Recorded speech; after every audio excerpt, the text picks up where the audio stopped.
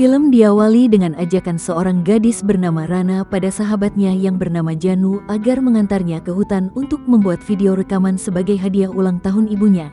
Sebagai sahabat, Janu pun menuruti Rana. Meskipun awalnya dia enggan karena takut dimarahi orang tua Rana. Mereka pun berangkat ke hutan berdua. Namun naas nasib sial menimpa gadis itu, dia menghilang di hutan. Sementara Janu sendiri berhasil kembali ke rumah. Besok paginya bapaknya Rana langsung meminta bantuan warga dan juga tim SAR untuk mencari putri sulungnya tersebut. Akan tetapi hingga malam pencarian dilakukan, Rana masih juga tak diketemukan. 1 minggu telah berlalu. Karena Rana masih belum ketemu, keluarga besarnya memutuskan untuk mengadakan tahlilan dan menganggap Rana telah meninggal. Setelah tahlilan itu bubar, terdengar 2 orang pria menggosipkan tentang acara itu. Padahal jenazah Rana belum ditemukan, tapi mereka sudah mengadakan tahlilan. Rupanya acara itu dipelopori oleh Bu Nur atau yang biasa dipanggil Bude Sepuh di keluarga tersebut yang sangat percaya dengan primbon Jawa. Selesai tahlilan, Bu Nur dan adik-adiknya sibuk untuk menentukan tanggal kematian Rana. Itu pun mereka ribut dan Bu Nur selalu berpedoman pada kitab Jawanya. Perlu kalian ketahui, Bu Nur adalah saudara paling tua dalam keluarga tersebut. Sementara ibunya Rana yang bernama Bu Dini tak menerima hal itu dan tak percaya dengan pegangan keluarga suaminya. Karena memang Bu Dini bukanlah berat asal dari Jawa.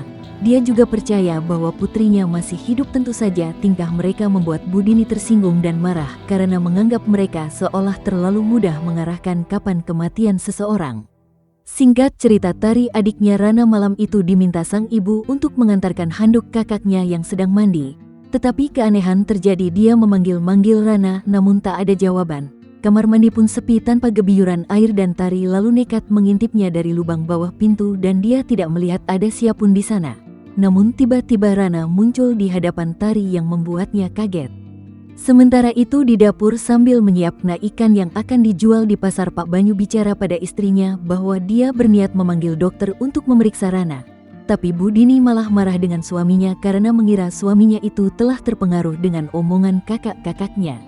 Sebelum tidur, Tari bercerita pada Rana tentang keadaan keluarganya selama kakaknya menghilang.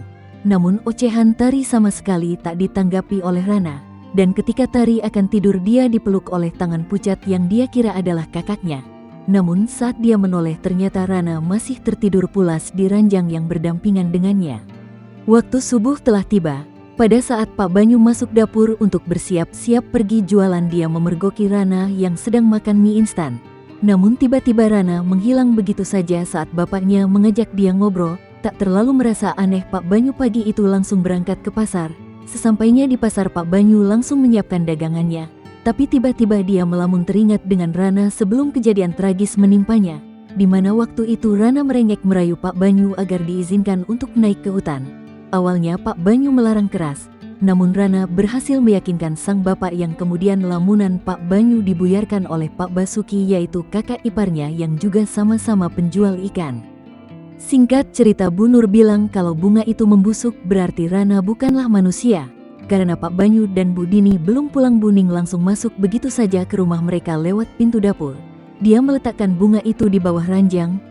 Tiba-tiba Rana muncul mengagetkan Bu Dini. Bukannya menegur Rana, malah meminta Bu Ning untuk menyisirkan rambutnya. Dengan rasa takut, Bu Ning perlahan mulai menyisir rambut indah Rana. Tapi alangkah terkejutnya Bu Ning saat melihat kepala Rana dipenuhi oleh ulat menjijikkan. Wanita itu pun langsung lari ketakutan dan melaporkan hal itu pada Bu Sri. Seketika itu Bu Ning dan Bu Sri juga menyadari suara burung kedasih di depan rumah Pak Banyu juga tak pernah berhenti. Di keluarga tersebut, burung kedasih memang dipercaya merupakan pertanda ada yang mati di rumah itu. Sementara itu, Janu yang berada di perpustakaan kampusnya untuk mencari artikel tentang orang yang hilang di hutan, tiba-tiba dia diteror oleh Rana. Dia tak berani beranjak dan hanya memejamkan mata. Beberapa saat kemudian hantu gadis tersebut pun menghilang. Di rumah Bude Sepuh, ketika semua terlelap tidur, Bu Ning nekat baca buku bertuliskan aksara Jawa sendirian di ruang tamu. Tak lama setelah itu wanita itu didorong oleh tangan pucat mengerikan yang membuat Bu Ning tak bisa bergerak. Mendengar teriakan Bu Ning, Bude Sepuh langsung menghampirinya dan berusaha untuk menolongnya. Dan ternyata bukan hanya Bu Ning, Bu Sri yang sedang mimpi indah pun harus berubah menjadi mimpi buruk. Wanita itu seakan dipeluk dari belakang sosok yang mengerikan. Untung saja Pak Basuki segera membangunkan istrinya tersebut. Pagi harinya Busri memberanikan diri masuk ke rumah Pak Banyu secara diam-diam, dan kebetulan sekali rumah itu sedang kosong. Wanita itu berniat memeriksa bunga yang ditaruh Buning di bawah tempat tidur Rana. Busri terkejut bukan main, ternyata bunga tersebut sudah membusuk. Tiba-tiba terdengar suara pintu terbuka. Busri cepat-cepat ingin melarikan diri, namun dia terpergok oleh Pak Banyu yang baru saja pulang beraktivitas. Di saat yang sama Rana juga muncul dengan membawa bunga yang tadi dilihat oleh Busri. Tapi anehnya bunga itu masih terlihat sangat segar. Bunga itu lalu diberikan kembali pada Busri oleh Rana dan wanita itu pun segera pergi. Singkat cerita, di waktu yang sama kebetulan Bu Nur dan Buning lewat di depan rumah. Bu Nur mengatakan pada Bu Dini bahwa Rana sudah menjadi sumber penarik roh-roh jahat di tempat tersebut. Tentu Bu Dini tak percaya dengan mereka. Tapi Buning memperjelas bahwa malam dia dan Busri sudah diganggu oleh roh jahat tersebut. Sesampainya di rumah, Buning kembali berdebat dengan Pak Basuki gara-gara Pak Basuki mengatakan bahwa mereka terlalu percaya dengan primbon daripada manusia. Namun tanpa sengaja Buning kebablasan, dia mengungkit-ungkit kematian anak Busri dan Pak Basuki yang bernama Bagas beberapa tahun yang lalu akibat tidak percaya dengan primbon. Hal itu membuat Busri marah dan sakit hati. Waktu subuh kembali tiba, Rana memenuhi janjinya untuk membantu sang bapak di pasar. Namun kehadiran Rana di pasar malah membuat ibu-ibu pada heboh lantaran mereka melihat gadis itu tidak hanya satu, tapi ada beberapa di berbagai sudut. Siangnya Rana membantu sang ibu membuat ketupat yang memang sudah menjadi tradisi keluarganya untuk membuat makanan spesial lebaran tersebut setelah ada anggota keluarga yang sembuh dari sakit. Sementara itu Tari mendatangi Janu di perpustakaan untuk kembali memberitahukan bahwa Rana telah pulang. Tapi Janu tak percaya bahwa itu adalah Rana karena setiap hari dia mendapatkan teror dari sahabatnya itu dengan wujud yang mengerikan. Lalu berceritalah Janu pada Tari bahwa memang semua ini adalah salahnya. Dialah yang memaksa Rana untuk naik ke atas waktu ke hutan. Janu tidak tahu bahwa itu adalah hari sialnya Rana. Tari semakin bingung saat Janu menjelaskan bahwa yang di rumahnya bukanlah sang kakak. Menurut artikel yang dia baca, orang yang hilang di hutan itu kemungkinan ketemu hanya 10%, apalagi kalau sudah hilang selama 7 hari. Satu-satunya cara untuk menemukan Rana dia harus diruat. Mendengar penjelasan dari Janu. Singkat cerita, malam itu juga Bu Nur dan adik-adiknya datang ke rumah Pak Banyu untuk memaksa Bu Dini agar mengizinkan Rana untuk diruat. Bu Dini sempat menolak, tapi dia terus dipaksa karena dia dianggap hanya numpang di keluarga itu. Bu Dini juga disebut tak mau menjadi bagian dari keluarga suaminya sebab dia tak percaya dengan pegangan yang mereka anut. Apalagi Bu Nur juga mengungkit pernikahan Bu Dini dan Pak Banyu yang seharusnya tidak terjadi karena weton mereka yang tidak cocok. Sedangkan Tari dan Rana yang di kamar mereka saling mendengar perdebatan keluarganya. Tari bersedih ketika Rana bertanya apakah adiknya itu juga tidak suka dengan kepulangannya. Awalnya Tari takut untuk mendekati Rana, tapi rasa sayangnya itu mengalahkan ketakutannya. Dia memeluk erat sang kakak dengan tulus. Perdebatan semakin serius saat Bu Dini menyindir Buning tentang rasanya mengandung dan membesarkan anak. Memang diketahui sampai saat ini Buning tidak memiliki suami apalagi seorang anak.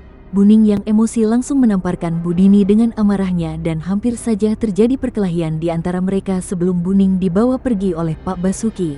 Tapi Bu Nur bersikukuh akan tetap mengadakan ruatan esok hari. Tari yang masih memeluk Rana, tiba-tiba dia melihat kakaknya di cermin berwujud aneh dan berwajah pucat.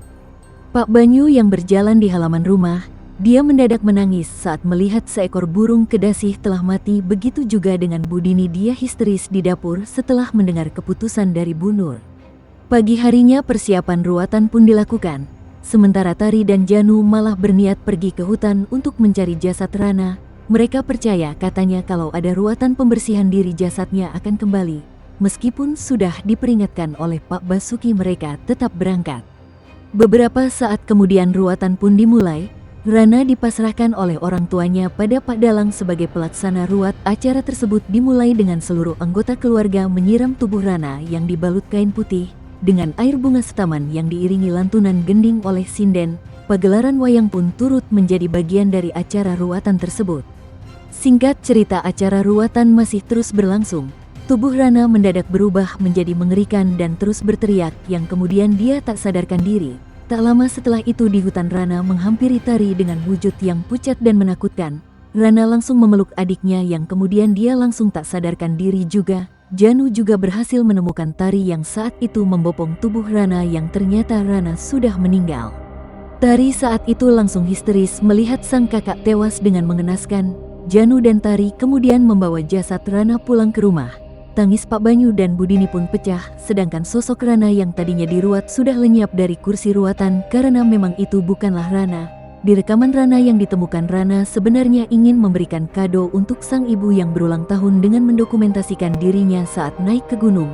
Sayangnya waktu itu cuaca sedang buruk. Rana kemudian hanya mengucapkan ulang tahun dan seolah memiliki firasat bahwa dia tidak akan lama lagi di dunia, dan film ini pun selesai.